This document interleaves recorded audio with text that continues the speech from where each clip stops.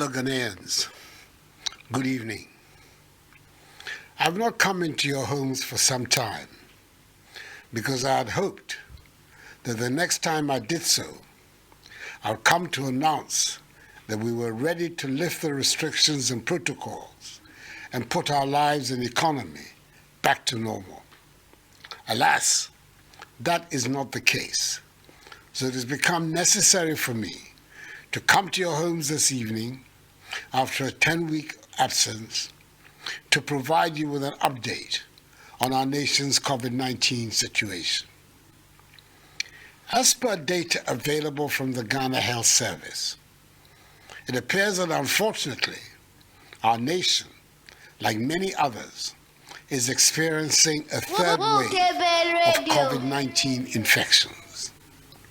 These increased infections have largely been driven by the Delta variant of the virus, which according to the World Health Organization has increased transmissibility rates, and in our case in Ghana, has led in recent weeks to a rise in hospitalization and ICU bed uptakes, and tragically, deaths.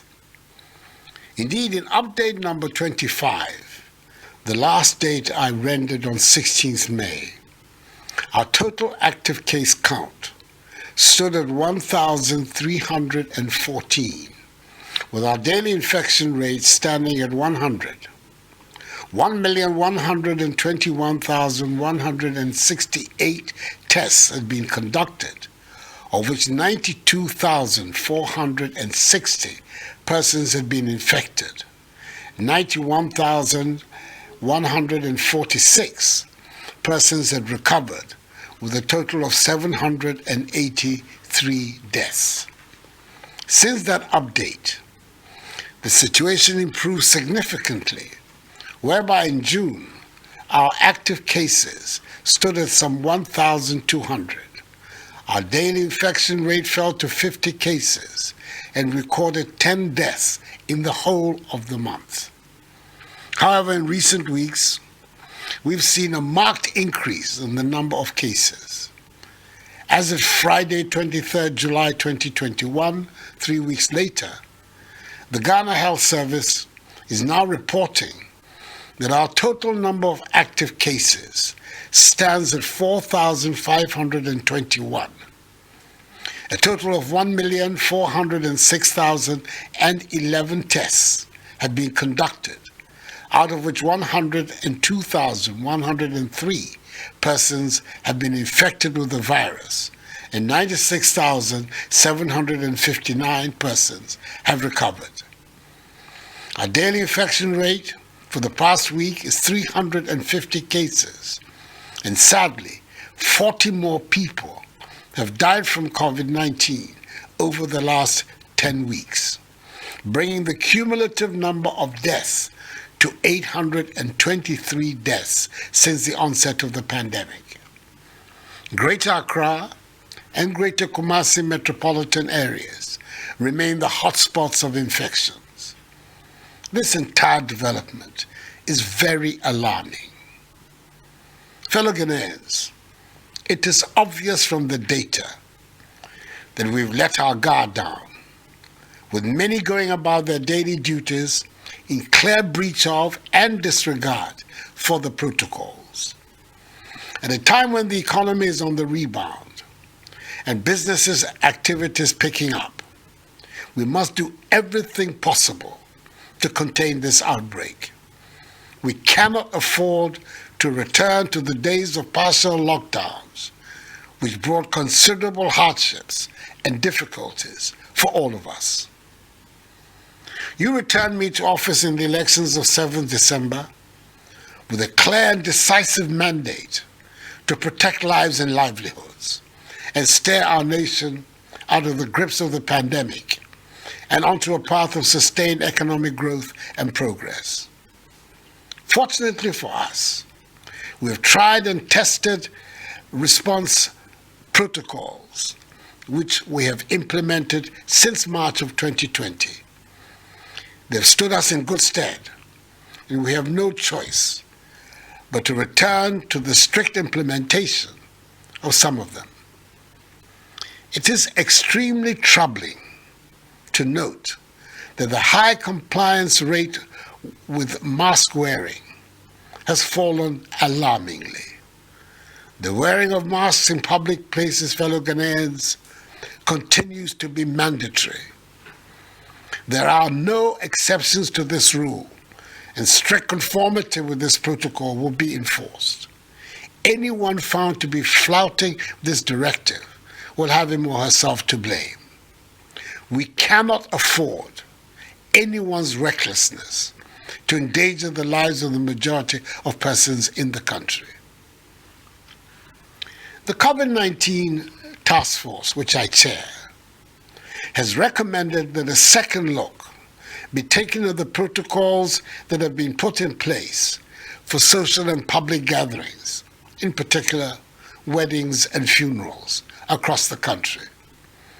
I have in previous updates emphasized the need for the strict observance of safety protocols at all such gatherings. To ensure that such gatherings do not become the sources of infections, the following must be adhered to by all at these gatherings. Firstly, the wearing of masks continues to be mandatory, and persons must respect the enhanced hygiene protocols. Secondly, all such events must be held in open-air spaces. Thirdly, the duration of such events is limited to 2 hours. Fourthly, there must be observance of the 1 meter social distancing rule. And fifthly, handshakes must be avoided. Furthermore, given that people sitting together to eat, drink, laugh, dance, and talk in large gatherings without masks are the riskiest activities for spreading the virus, all post-event receptions, particularly related to weddings and funerals, are banned. I want to reiterate the protocols surrounding activities in churches and mosques remain the same as our protocols in schools. With workplaces currently witnessing a resurgence in COVID-19 infections, it is important that owners and management of businesses and workplaces implement strictly the guidelines on staff management and workplace protocols, such as the use of a shift system and technology, mask wearing, social distancing, and hygiene protocols, as was required in the earlier days of the pandemic. Mask wearing in commercial vehicles and in marketplaces continue to be mandatory. The Ghana Health Service has moved to fortify its contact tracing, testing, and treating campaigns, especially across the hotspots of Greater Accra and Greater Kumasi metropolitan areas. COVID-19 treatment centers continue to be resourced with medical supplies, personal protection equipment, and health workers. We will continue to ensure that all arriving passengers at the Kotoka International Airport are in possession of a negative PCR test result upon their arrival in Ghana, a test which should have been conducted not more than 72 hours before the scheduled departure from the country of origin. In addition, all passengers will continue to be subjected to a mandatory COVID test on arrival. Fellow Ghanaians, indications are that in the course of this quarter of the year, the availability of vaccines for our country will ramp up. Government is therefore standing by its commitment to vaccinate 20 million Ghanaians, i.e. the entire adult population, by the end of this year, in spite of the huge global demand for vaccines by countries and the surge in infections the world over. So far, 1,272,000 1,393 vaccine doses have been administered, with 865,422 persons having received a single jab, and 405,971 persons have received their full dose of 2 jabs. We're expecting through the COVAX facility and the African Union 1,229,670 doses of the Pfizer vaccines from the government of the United States of America and 249,000 AstraZeneca vaccines from the government of the United Kingdom. Government is also in the process of procuring 17 million Johnson & Johnson single doses per person vaccines through the African Medium Supply Platform in this quarter. We have, as such, upgraded our national, regional, and district cold chain facilities in order to widen our access to vaccines like Pfizer and Moderna that require minus 70 degrees Celsius cold chains. These include 16 ultra-low cold freezers, 58 units of ultra-low freezers, 50 normal vaccine refrigerators, 300 boxes to be filled with ice packs, 300 ice-packed freezers, 10 cold chain vans, and 120 temperature monitoring devices. These are in addition to the existing Zipline cold chain distribution service, for which we're grateful. I thank as well UPS, the American multinational shipping, receiving, and supply chain management company, and Cosmos Energy, the American oil and gas company, for their generous donations towards this development.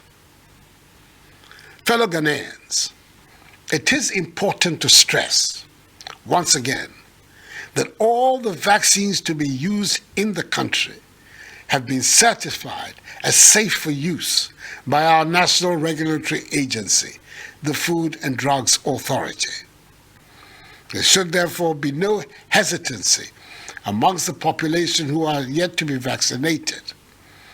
As the oft-cited saying goes, it is better to be safe than sorry.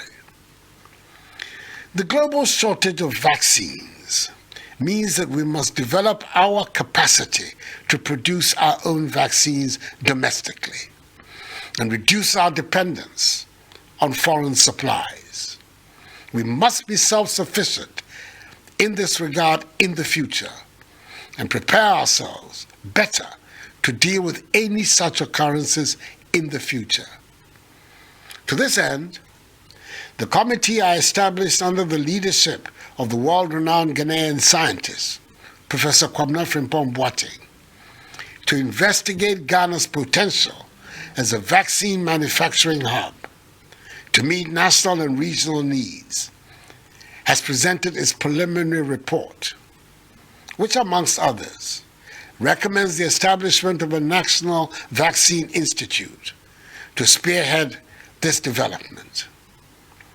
Government is committed to inject seed funding of some 25 million United States dollars this year into this whole enterprise. The Institute will be charged with delivering 6 clear mandates. 1. Establishing local vaccine manufacturing plants. 2. Deepening research and development for vaccines in Ghana. 3. Upgrading and strengthening the FDA. 4. Forging bilateral and multilateral partnerships for vaccine manufacturing in various areas, such as funding, clinical trials, technology transfer, licensing, and assignment of intellectual property rights. 5. Building the human resource base for vaccine discovery, development, and manufacture. And 6. Establishing a permanent national secretariat to coordinate vaccine development and manufacture.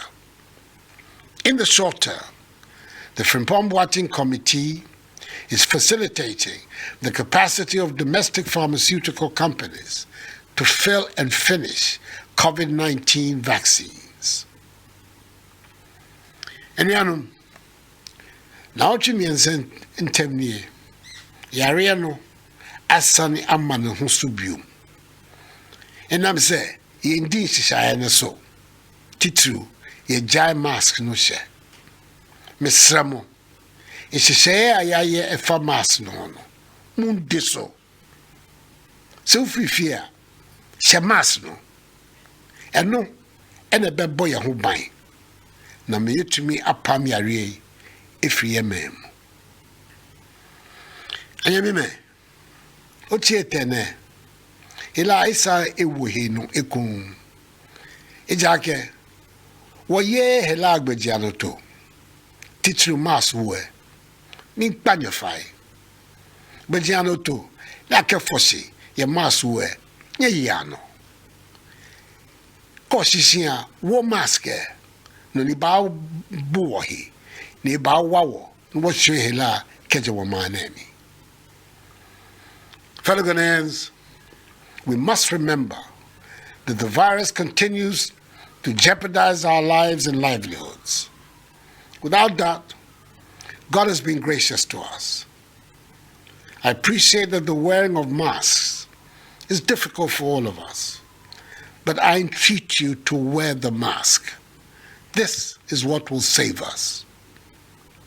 I ask this evening that we remain steadfast in our adherence to the protocols so we can overcome this third wave of infections.